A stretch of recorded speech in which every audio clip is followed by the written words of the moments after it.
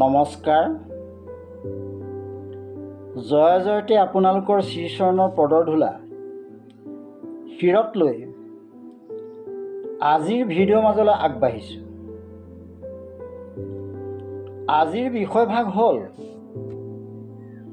সত্যযুগত হৰিৰ নাম ধৰ্ম লুপ্ত কৰা ৰহস্য কি। দ্বিতীয়তে, হৰি নামৰ শক্তি হৰিতকৈও শক্তিশালী। এই ব্ৰহ্ম বাক্যশাৰী স্বয়ং মহাদেৱে পাৰ্বতীক কৈছে। এই বিষয়ভাগ পদ্মপুৰাণৰ স্বৰ্গখণ্ড আৰু উত্তৰখণ্ডৰ জৰিয়তে বিশ্লেষণ কৰিবৰ বাবে আগবাঢ়িছোঁ। ভিডিঅ'টো শেষলৈকে চালেহে ইয়াৰ তত্ত্বটো বুজি পোৱা যাব। পদছন্দই কৈছে, শুনিও পাৰ্বতী মই পুজিলো হৰিক,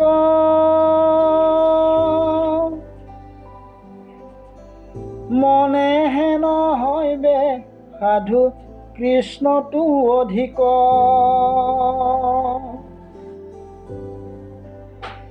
বহুবিধ ভকতিক ৰিলো বাহিৰত, সদায় নুগুছে মূৰ কুপত চিত্ৰত। শুনিও পাৰ্বতীময়ী পুজিলো হৰিক, মনে হেনো হবে সাধু কৃষ্ণটো অধিক। বহুবিধ ভকতি কৰিলো বাহিৰত, সদায় নুগুছ মূৰ কুপত চিত্ৰত। পদছন্দই বুজাব বিচাৰিছে যে, হে পাৰ্বতী শুনা, কৃষ্ণতকৈও শ্ৰেষ্ঠ হ'ম বুলি মই হৰিক অনেক পূজা কৰিলোঁ। বাহিৰত দেখাই মই অনেক ভকতি কৰা দেখুৱালোঁ, যদিও মোৰ মনত কপট ভাৱ নুগুছিল। এদিনৰ কথা, দেৱৰ্ষি নাৰদে হৰি নাম কীৰ্তন কৰি সংসাৰত ভ্ৰমণ কৰি ফুৰোঁতে নৈমিষাৰণ্যত ঋষিসকলৰ আলোচনা সভাত প্ৰৱেশ কৰিলে। ঋষিসকলে নাৰদক অহা দেখি সাদৰে আসন আনি বহিবলৈ দিলে। অতি শ্ৰদ্ধাভাৱে সেৱা জনাই জগতৰ মংগলৰ বাবে দুটা প্ৰশ্ন সুধিলে। প্ৰথম প্ৰশ্ন, দান বধ যজ্ঞ তীৰ্থ আদি ধৰ্মসমূহ আচৰণ নকৰি কেনেকুৱা কৰ্ম কৰি সমস্ত পাপৰ পৰা উদ্ধাৰ হ'ব পাৰি আৰু সুখে সংসাৰ তৰিব পাৰি। দ্বিতীয় প্ৰশ্ন, স্বয়ং মহাদেৱে নিজেই তিনিও লোকৰ গৰাকী হৈও তপস্যা কৰি থাকে, তেওঁক কাক চিন্তা কৰিব লগা আছে? তেওঁ মুখেৰে কাক জপ কৰে আৰু হৃদয়ত কাক ধ্যান কৰে? হে গুৰুদেৱ, তুমি ব্ৰহ্মাৰ পুত্ৰ, সকলো তোমাৰ গৃহত। তুমি আমাৰ মনৰ পৰা এই দুটা প্ৰশ্নৰ উত্তৰ দি আমাৰ মনৰ সংশয় দূৰ কৰি আমাক উপকাৰ সাধন কৰা যে। ঋষিসকলৰ প্ৰশ্ন শুনি নাৰদৰ মনত আনন্দ লাগিল আৰু সেই পৰম ৰহস্য কথা ক'বলৈ ধৰিলে। হে মোৰ পূজ্য ঋষিসকল, তোমালোকে এই দুটা বৰ ভাল প্ৰশ্ন কৰিলা। এই প্ৰশ্নকে মাতা পাৰ্বতীয়ে স্বামী মহাদেৱক সুধিছিল। মই আজি এই কথাকেই ব্যক্ত কৰিম। কৈলাশত প্ৰভু মহাদেৱে ঘোৰ ব্ৰত ধৰি তপস্যা কৰি থকা পাৰ্বতীয়ে দেখিছিল। তেওঁ গাত বস্ত্ৰ নাই, দিশেই তেওঁ পৰিধান আছিল আৰু ভস্ম ধূলাৰে শৰীৰ ম্লান কৰি ৰাখিছিল। শিৰত জটাভাৰ আৰু গাত সৰ্পৰে আবৃত। তেওঁ অহৰ্নিশে মুখেৰে হৰি নাম জপ আৰু হৃদয়ত হৰিক চিন্তা কৰি থকা দেখি পাৰ্বতীয়ে সুধিলে, হে স্বামী, তুমি সকলো দেৱতাৰে দেৱতা, তোমাক সকলো দেৱতাই সেৱা কৰে, তোমাক চন্দ্ৰ সূৰ্য আৰু ব্ৰহ্মায়ো সেৱা কৰে। তোমাৰ বৰদানত সকলো সিদ্ধি হয়। তোমাৰ ৰহস্য জন্ম মৃত্যু নাই। তোমাৰ মহিমা কোনেও আদি অন্ত উলিয়াব নোৱাৰে। তেনেকুৱা এজন দেৱতাই কাকনো ধ্যান কৰা? আপুনি ঈশ্বৰ হৈ কি কাৰণে তপ কৰা? তুমি কি মন্ত্ৰ জপ কৰা? অনুগ্ৰহ কৰি মোক কোৱা। মই তোমাৰ প্ৰিয়তমা পত্নী। এই ৰহস্য মোক ক'লে মই নথৈ আনন্দিত হ'ম। প্ৰিয়তমা পত্নীৰ কথা শুনি স্বামী মহাদেৱে ক'লে, হে পাৰ্বতী, শুনা, তুমি উত্তম কথাকেই সুধিছা। এই পৰম গুপুত কথা ব্যক্ত কৰা উচিত নহয় যদিও তুমি মোৰ প্ৰাণসম প্ৰিয় পত্নী। সেইকাৰণে তোমাক ক'বৰ বাবে প্ৰয়াস কৰিছোঁ। প্ৰিয় দৰ্শক, স্বয়ং মহাদেৱে পাৰ্বতীক কি ক'লে শুনকচোন। পূৰ্বতে সত্যযুগত সকলোৱেই হৰিভকত আছিল, সকলোৰে মন পবিত্ৰ আছিল আৰু সকলোৱে হৰিত ভকতি কৰিছিল। ভগৱানৰ পাদপদ্ম হৃদয়ত লৈ সকলোৱে মাধৱৰ নাম কীৰ্তন কৰিছিল। হৰি নামে উদ্ধাৰ কৰিব বুলি জানি হৰি নাম লৈ সংসাৰ সাগৰ পাৰ হৈছিল। হে পাৰ্বতী, হৰিৰ ইচ্ছাতে সৃষ্টি স্থিতি পলৰ কাম হৈ থাকে। আমি ব্ৰহ্মা আৰু দেৱতাসকলো হৰিৰ প্ৰতিনিধি। সেইজনাৰ হৰিত ভকতি কৰিলে সৰ্ব মনোৰথ পূৰণ হয়। অন্তৰ্যামী হৰিয়ে সকলোৰে মনোৰথ পূৰণ কৰে। হৰি নামৰ শক্তিৰ হৰিতকৈও শক্তিশালী। আকৌ কৈছোঁ, হৰি নামৰ শক্তি হৰিতকৈও শক্তিশালী। হৰি নামৰ দ্বাৰাহে সংসাৰ তৰিব পাৰি। সৰ্বক্ষণতে হৰি নাম গুণ স্মৰণ কৰি থাকিবা। হৰি নামৰ বাহিৰে অন্য কথা চিত্ত নিদিবা। হৰি নামৰ লগত পুণ্য জড়িত হৈ থাকে আৰু হৰি নাম পাহৰিলে সকলো পাপ আহি আগুৰি ধৰে।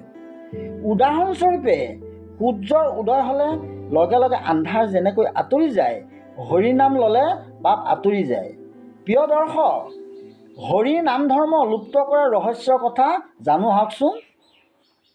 ব্ৰহ্মা আদি দেৱতাসকলে দেখিলে যে নাম সুমৰণৰ যোগেদি মানুহৰ পাপ নাইকিয়া হৈছে। সকলো মানুহে দেৱতাসকলৰ পূজাৰ পৰিৱৰ্তে হৰি নাম স্মৰণ কৰি হৰি সেৱক হ'ল। দেৱতাসকলে এই কথাত খং কৰি মানুহৰ হৰিভক্তি নিঃশেষ কৰিবলৈ চিন্তা কৰিলে। পৃথিৱীৰ লোকসকলে আমাক কোনেও পূজা নকৰা হ'ল আৰু আমাক বাদ দি হৰিভজি বৈকুণ্ঠলৈ যাব ধৰিলে। আমি যজ্ঞৰ ভাগ নোপোৱা হ'লোঁ। আমাৰ দৰে দেৱতাৰ জীৱন ধিক। হে দেৱগণ, আহা, আমি সকলো লগ হৈ মাধৱ উপাসনা কৰোঁ। এইদৰে দেৱতাসকলে হৰিক আৰাধনা কৰি ক'লে, হে প্ৰভু, সকলো লোকেই তোমাক আৰাধনাৰ দ্বাৰা আমাক অতিক্ৰম কৰি বৈকুণ্ঠলৈ গতি কৰিছে। আমি যজ্ঞৰ ভাগ নোপোৱা হ'লোঁ। আমাক এতিয়া জীৱিকা দি ৰক্ষা কৰা। ত্ৰিদশ দেৱতাৰ ভক্তিত তুষ্ট হৈ দিব্যৰূপ ধৰি তেওঁলোকক দেখা দিলে। তেওঁ পৰম মধুৰ ৰূপ কোটি সূৰ্যৰ সমান আছিল। মুখত থকা মৃদু হাঁহিয়ে জগতকে মোহিব পাৰে। চাৰিভুজত শংখ চক্ৰ গদা পদ্মধাৰী হৰিয়ে দেৱতাসকলক সম্বোধন কৰি ক'লে, হে ত্ৰিদশ দেৱতা, তোমালোকৰ উপকাৰ সাধিবৰ বাবে আমি মানুহ ৰূপত ত্ৰেতা যুগত ৰঘুকুলত জন্মগ্ৰহণ কৰিম। সেই অৱতাৰত মই তোমালোকক বিশেষভাৱে পূজা কৰিম। মোৰ আদৰ্শক অনুসৰণ কৰি মানুহেও তোমালোকক পূজা কৰিব। তেতিয়া মোৰ নাম ধৰ্ম লুপ্ত হ'ব। এই বুলি দেৱতাসকলক আশ্বাস প্ৰদান কৰি অন্তৰ্ধান হৈছিল। পাছত ভকতবৎসল হৰিয়ে পৃথিৱীত ৰঘুকুলৰ ৰামচন্দ্ৰ ৰূপত অৱতাৰ লৈ দেৱযজ্ঞ কৰি দেৱতাসকলক উপকাৰ সাধন কৰিলে। দ্বাপৰ যুগত যদুকুলত কৃষ্ণ ৰূপত অৱতাৰ গ্ৰহণ কৰি পৃথিৱী ভাৰ হৰণ কৰি দেৱ আৰু ব্ৰাহ্মণৰ অশেষ পূজা কৰিলে। জগতবাসীয়ে কৃষ্ণৰ আদৰ্শ গ্ৰহণ কৰিলে। কৃষ্ণৰ প্ৰসাদতে দেৱতাসকলৰ মনোবাঞ্ছা পূৰণ হ'ল। হে পাৰ্বতী, এতিয়া মোৰ কথা মনোযোগ দি শুনা। কৃষ্ণতকৈ শ্ৰেষ্ঠ হ'ম বুলি মই হৰিক অনেক পূজা কৰিলোঁ। বাহিৰত দেখাই মই অনেক ভকতি কৰা দেখুৱালোঁ যদিও মোৰ মনত কপটতা ভাৱ নুগুচি। হে পাৰ্বতী, মই তোমাক অন্তৰ কথা ক'লোঁ। হৰিৰ প্ৰতি মোৰ অহংকাৰ দূৰ নহ'ল। যদিও মই কপট ভকতি কৰিছিলোঁ, তথাপিতো ত্ৰিজগতৰ প্ৰতি অন্তৰ্যামী হৰি মোৰ প্ৰতি তুষ্ট হ'ল। মোৰ কপট ভক্তিতে তুষ্ট হৈ ভকত বৎসল হৰিয়ে মোৰ কুশল চিন্তা কৰি দিব্যৰূপ ধৰি মোক দেখা দিলে। মই পৰম উৎসুকে হৰিক নয়ন ভৰি চালোঁ। মই দণ্ডতে হৰিৰ চৰণত প্ৰণাম কৰিলোঁ। পাছত হৰিয়ে মোক ক'লে, তোমাক মোতকৈও অধিক মানুহে মান কৰিব। কিয় বেছি মান কৰিব তাৰ কাৰণ কওঁ শুনা। মই পৃথিৱীত অৱতাৰ গ্ৰহণ কৰি তোমাৰ পূজা কৰিম।